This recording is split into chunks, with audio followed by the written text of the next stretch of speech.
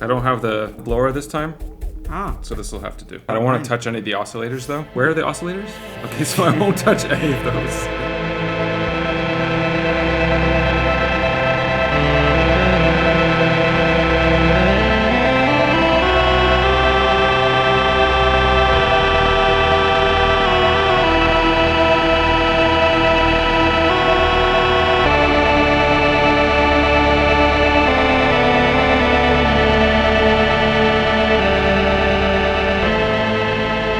I'm here today with the Solar 42 ambient drone machine, which I'm actually borrowing, and I've lent it to my friend Pat, aka Stereo IMG, and he used it to score a film, which is pretty awesome. He also made like a textury kind of ambient pad sample pack, which is available now. Today. The cool thing about this pack is that a lot of these samples are actually full-on performances within themselves, many of which go on for minutes, so it's easy to drop, let's say, a texture sample into a session and it just changes everything instantly. So many ways of using this pack. I'm super excited to release it. Here is the link. It's also linked in the description of this video. There's nothing quite like the Solar 42. The only instrument concept that kind of comes close is the Lyra 8 from Soma Laboratory, just in terms of the idea of tuning several oscillators separately and having separate control over all of those, but they're kind of droney and you can modulate them against each other. Solar 42 is kind of similar to that, but obviously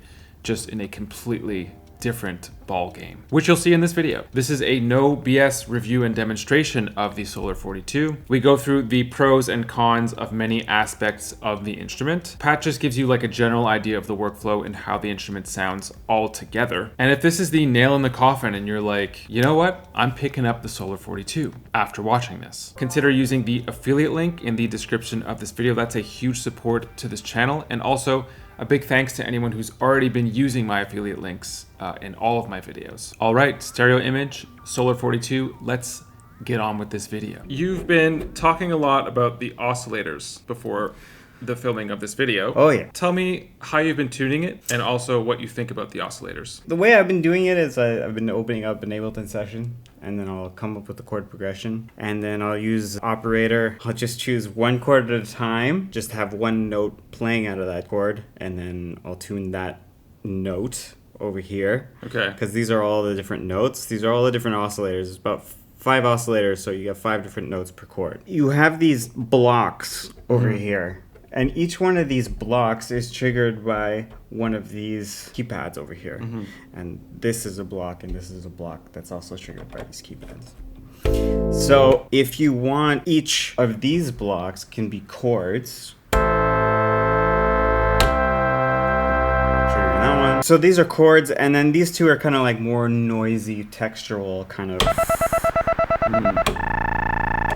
oscillators. You have to tune 5 oscillators per bank, so 5, 10, 15, 20, 21, 22, and then these are 2 more oscillators for the keybed, so there's 24 oscillators that you have to tune for a patch. So Okay. It takes a long time to get this thing ready to play something. Okay. The thing is like maybe that time is justified because a patch like on most synthesizers will be like one sound out of a composition, whereas this is like you're kind of like setting up an entire song. It's like once you have a patch, you can really perform an entire ambient track. So maybe that time is more justified in that manner, but it takes a lot of time to set up each patch. So I would have chords on Ableton and then just solo each note, play one note and then the other note and then the other note and tune them one at a time until everything is tuned. That was the best way for me to do it. I guess you could do it with a tuner, but it's nice in Ableton because then I'm not super great with chords, but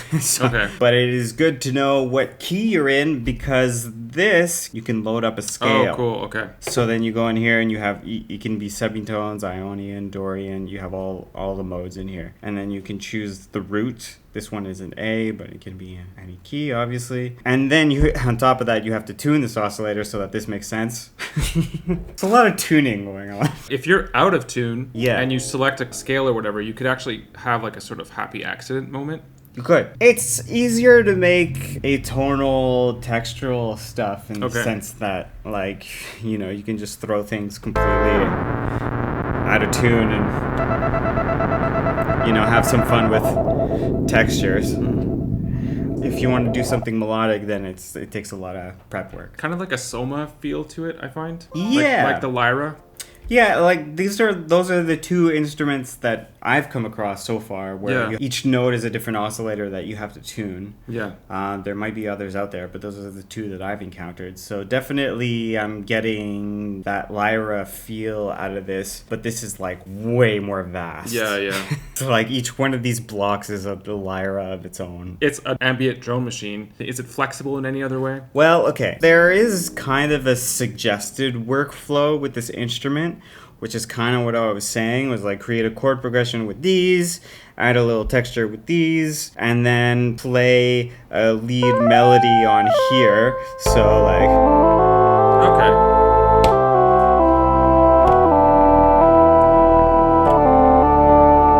That kind of thing. Yeah. That's kind of like what this thing is suggesting. However, there's a lot of patch points everywhere, so that you can kind of like break out of that workflow and then make it do other things. So I've been able to like create kick drums or kind of like percussion stuff using these synthesizers because they have envelopes. I can patch the envelopes to the pitch, and then I can do that kind of stuff. So, and the effects definitely help this thing break out of that suggested workflow I was talking about too, or even just makes it sonically go into way other places. So the way the effects work is it comes with all these cartridges, and each one of these cartridges is a set of 3 different effects that you select over here. It's fun. It like fulfills the like Nintendo gotta blow on it before we put it in. Exactly. It doesn't work. And that's fun. I don't know, it's tangible. And some of these effects are wild. Some of these effects are even synthesizers of their own. So you're adding a synthesizer into the synthesizer. And these are... Yeah, so this is pretty cool. These are light sensitive sensors that you can use to modulate the pitch. You can choose which one of the oscillators is going to be modulated by the light sensor. I find what ends up sounding best is like just using one of the oscillators. Oh, wow.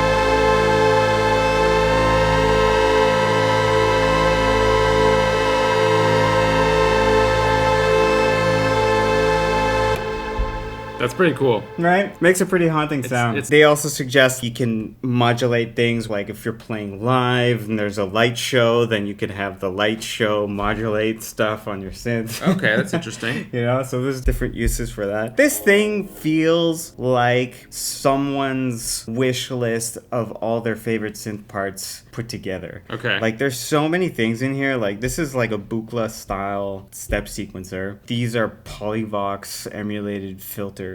This effects engine is just wild. You even have a contact mic over here. Oh wow. So if you tap on the machine, the whole thing becomes an instrument.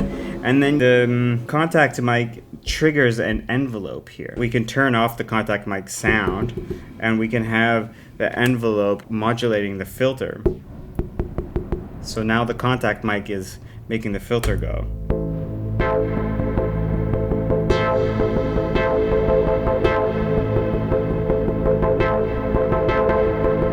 There's a step sequencer here, right? Like we can take the CV and put it into the filter, let's say.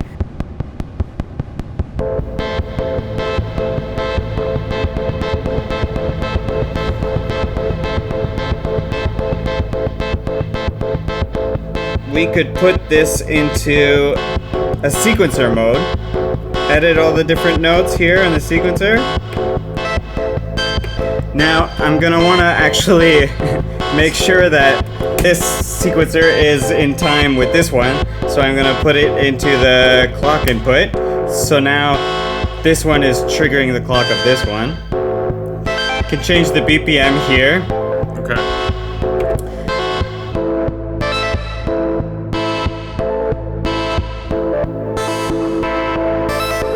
Sound. Whoa. Okay. I like that sound.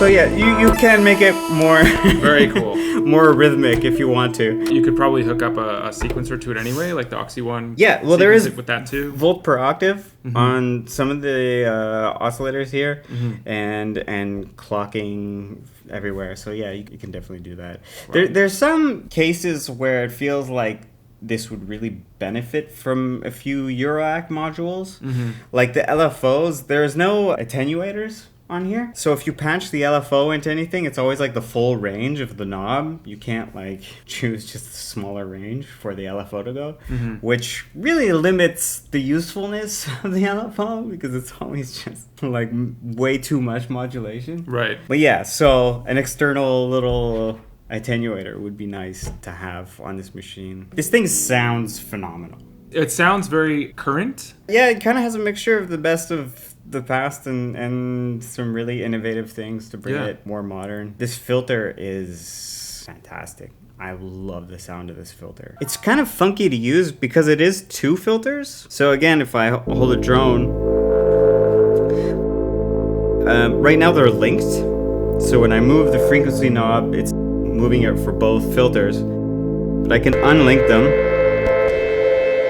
I can put them in bandpass mode. So now I have two filters. You can hear both resonances going off.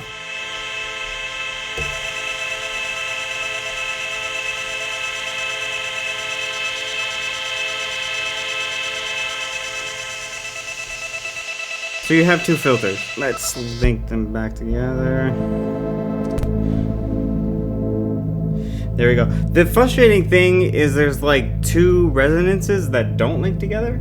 If I turn the resonance up on one and down on the other, then you'll hear like it sounds tilted to one side. So if you want to change the resonance, you have to kind of like change them both together to make it sound more mono if that's what you're looking for. But it is cool that you can just like slightly offset them and it creates some stereo width. Yeah, it's a quirky thing. It's pretty cool. Over here you have the volumes for all these different blocks and you have panning. So it's pretty useful for performing too because you can take things slowly out and in and perform with the mixer here. What I love about this is like there's barely any menu diving. The only menu diving is like just here, and other than that, like everything has a knob.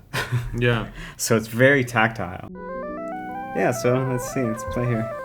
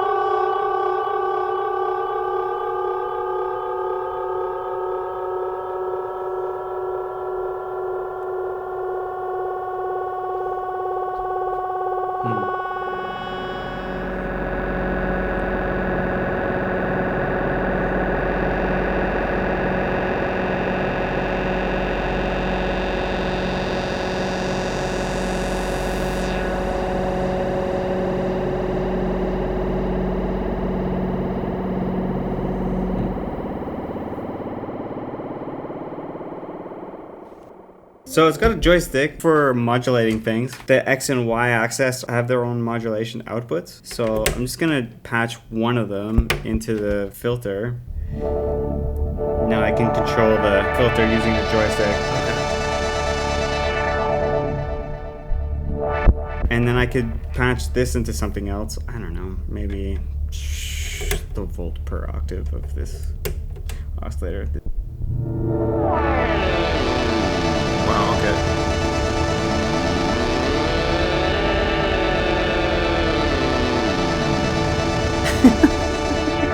It's interesting. Yeah. It sounds cool. But you can patch it into whatever you want. Again, just another option for tactile expression in this machine.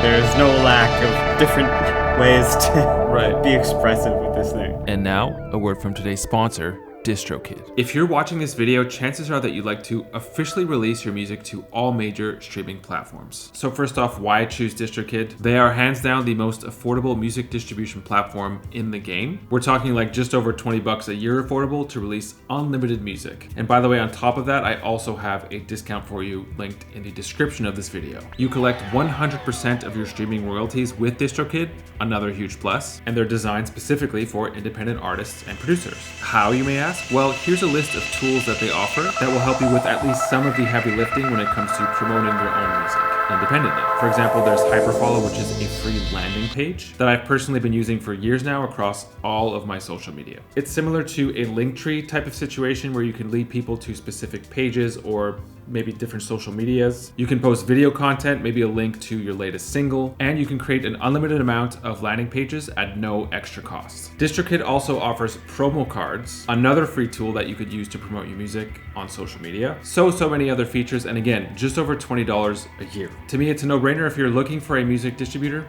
Well, now you know where to go. Sign up using the discount linked in the description of this video.